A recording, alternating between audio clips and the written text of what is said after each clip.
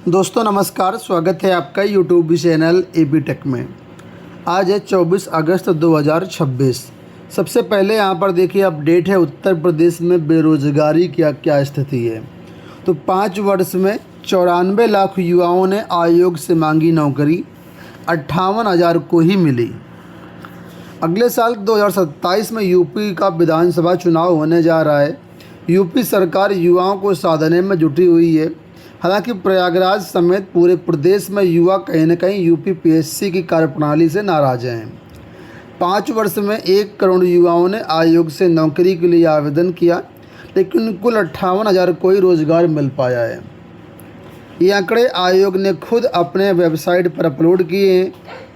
Website के आंकड़ों के अनुसार वर्ष 2022 से 24 के दौरान 15,29,728 आवेदन प्राप्त हुए। इनमें से 13,29,000 अभ्यर्थियों ने पंजीकृत विभिन्न चयन प्रतियोगिताओं के सापेक्ष में 14,173 अभ्यर्थी को इंटरव्यू के लिए बुलाया गया, जबकि 12,501 भर्तियाँ पूरी की गई। इसी प्रकार पूरा डेटा यहाँ पर दिया गया है। तो कुल मिलाकर आप ये समझ सकते हैं कि कितने लोग बेरोजगार हैं और कितने लोगों को नौकरी मिल रही है। आधा % ही ये आंकड़ा है करीब नौकरियों मिलने का, 0.5% के आसपास।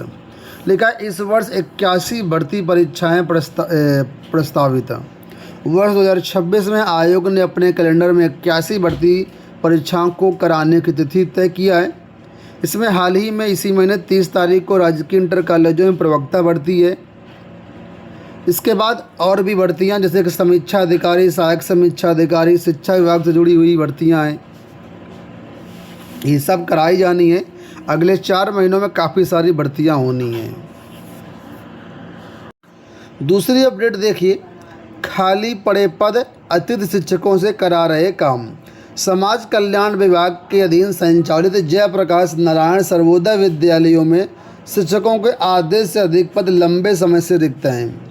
शिक्षक सेवा नियमावली जैसी तमाम विसंगतियां होने के नाते नई भर्ती नहीं हो पाई। पहले भर्ती शिक्षक रिटायरमेंट होते गए और मौजूदा समय में 1,000 से अधिक शिक्षकों के पद खाली हैं। अंशकालिक यानी गेस्ट टीचर के रूप में पढ़ाई चल रही है।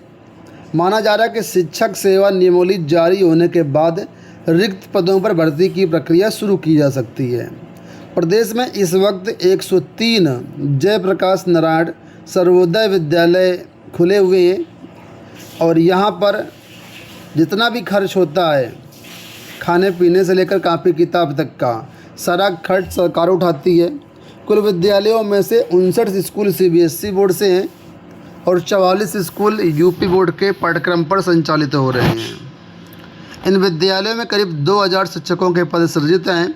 मौजूदा समय में 1,000 से ज़्यादा पद खाली हैं, लेकिन जो सृजित पद हैं ज़्यादातर उसमें जो है प्रतिनियुक्ति के आधार पर लगे हुए हैं या संविदा के आधार पर लगे हुए हैं। इसी तरीके से हैं, परमानेंट टीचर यहाँ पर नहीं हैं, क्योंकि अभी शिक्षक सेवा नियमावली ही नहीं बनी है। और जैसे नियमावली बन जाती है उसके बाद ये भर्तियाँ आपको देखने को मिलेंगी।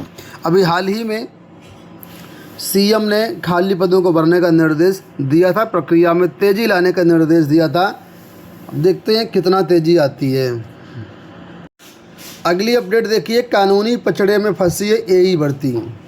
उत्तर प्रदेश लोक सेवा आयोग की ओर से सहायक अभियंता के 609 पदों पर आयोजित सम्मिलित राज्य अभियंत्रण सेवा परीक्षा 2024 कानूनी पचड़े में फंस गई है। दिसंबर 2024 में शुरू हुई भर्ती की प्रारंभिक परीक्षा 20 अप्रैल 2025 व मुख्य परीक्षा 28 सितंबर 2025 को कराई गई थी। मई में घोषित प्रारंभिक परीक्षा के परिणाम में असफल कुछ अभ्यर्थियों ने आयोग के माइग्रेशन नियम का पालन न होने का आरोप लगाते हुए परिणाम को इलाहाबाद हाईकोर्ट में चुनौती दी थी। परिणाम संशोधित करने का आदेश दिया गया, जैसे लोक सेवा आयोग ने डिवीज़न में जो चुनौती दी थी। कोर्ट के हस्तक्षेप से 28 सितंबर 2025 को मुख्य परीक्षा कराई गई। हालांकि 10 महीने बाद भी मुख्य परीक्षा का परिणाम जारी नहीं हुआ है और अभी ये परिणाम कुल मिलाकर के फंसा हुआ है। टीजीटी का संशोधित परिणाम जारी। उत्तर प्रदेश शिक्षा सेवा चयन आयोग की ओर से अशासकीय सहायता प्राप्त माध्यमिक विद्यालयों में टीजीटी 2022 का संशोधित परिणाम जारी किया गया है। 3,539 पदों के सापेक्ष में जो अभ्यर्थी चयनित हुए थे उनको अभिलेख सत्यापन के लिए बुलाया गया। कुछ अभ्यर्थियों के डॉक्यूमेंट वेरिफिकेशन छूट गए थे, नहीं हो पाए थे, अनुपस्थित हो गए थे, उनको दोबारा से बुलाया गया। उसके बाद भी कुछ अभ्यर्थी नहीं पहुँचे, तो जो फाइनली नहीं पहुँचे उनका चयन निरस्त करते हुए रिवाइज परिणाम कल जारी किया गया है। हिंदी, अंग्रेजी, संस्कृत इन 3 विषयों को छोड़कर बाकी सभी का परिणाम घोषित कर दिया गया है। आप लोग अपना कट ऑफ भी चेक कर सकते हैं, अपने प्राप्तांक भी चेक कर सकते हैं, सारा कुछ वेबसाइट पर अवेलेबल है। ऐसे बहुत से ऐसे अभ्यर्थी हैं जो कि मुक्त विश्वविद्यालय से 2 वर्षीय स्नातक एकल विषय कोर्स किए हुए हैं, तो उसके बारे में अपडेट आया है कि अब ये जो 2 वर्षीय एकल कोर्स होता है, एकल सब्जेक्ट से आप लोग 2 वर्ष का कोर्स करते हैं, ये पूरी तरीके से स्नातक के समकक्ष होगा। उत्तर प्रदेश राजेश टंडन मुक्त विश्वविद्यालय में एकल विषय के 2 वर्षीय प्रमाणपत्र कार्यक्रम को स्नातक के समकक्ष मान्यता प्रदान कर दी गई है। विश्वविद्यालय की कार्य परिषद ने इस बैठक में महत्वपूर्ण निर्णय लिया गया। अब विश्वविद्यालय की ओर से संचालित किसी भी एकल द्विवर्षीय प्रमाणपत्र प्राप्त करने के बाद अभ्यर्थियों को उसी विषय में स्नातक के समकक्ष माना जाएगा। विश्वविद्यालय की ओर से कहा गया है कि विश्वविद्यालय की ओर से संचालित जो जितने भी एकल सब्जेक्ट के द्विवर्षीय कोर्स हैं उसमें स्नातक का सेम वही पाठ्यक्रम है जो कि एक नॉर्मल विद्यार्थी ग्रेजुएशन में 3 वर्षों में पढ़ रहा है। इस वजह से उसको स्नातक के समकक्ष माना जाएगा। रसोइयों को कैशलेस इलाज, 2 लाख का दुर्घटना बीमा। सीएम योगी आदित्यनाथ ने 3.5 लाख रसोइयों को दिए 4 उपहार। तो कुल मिलाकर के रविवार को 4 बड़े उपहार दिए गए हैं इनके लिए। पहला ये कि रसोइयों को अब 2,000 के बजाय 3,000 मानदेय मिलेगा।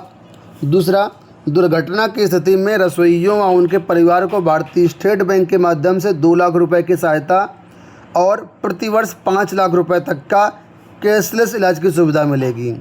इसके अलावा परिधान के लिए मिलने वाली राशि भी 500 रुपये से बढ़ा करके 1,000 रुपये कर दी गई है। यूपी SSSC की तरफ से कल लोअर PCS की परीक्षा कराई गई। इस परीक्षा में देखिए ब्लूटूथ डिवाइस से नकल करते अभ्यर्थी पकड़ा गया है। परीक्षा पास कराने के लिए 10 लाख रुपए दिए थे कैंडिडेट ने। तो लोअर की परीक्षा में ब्लूटूथ डिवाइस के माध्यम से नकल करते हुए STF ने गिरफ्तार किया। आरोपी को महानगर स्थित दयानंद कन्या इंटर कॉलेज परीक्षा केंद्र से पकड़ा गया। उसके पास से ब्लूटूथ डिवाइस समेत मोबाइल फ़ोन और परीक्षा से जुड़े दस्तावेज बरामद किए गए हैं। कुछ अपडेट बिहार से हैं कि राज्य की परीक्षा प्रक्रिया में सुधार को 5 सदस्यीय समिति गठित है। सुप्रीम कोर्ट के रिटायर्ड या हाई कोर्ट के रिटायर्ड जज होंगे अध्यक्ष और यहाँ पर एक कमेटी बनेगी। कुल मिलाकर के जांच समिति है 5 सदस्यों की, अलग अलग चीज़ों पर काम करेगी, अलग अलग आयोगों के लिए। तो परीक्षाओं में जो भी सुधार हैं उसके लिए कमेटी बनाई गई है। और इसके साथ ही बिहार के जो CM उन्होंने कहा है कि अगले साल से बिहार के सभी ज़िलों में रोज़गार मेला लगाया जाएगा। दोस्तों, ये हो गई आज की सारी अपडेट। इस वीडियो में इतना ही। धन्यवाद, नमस्कार।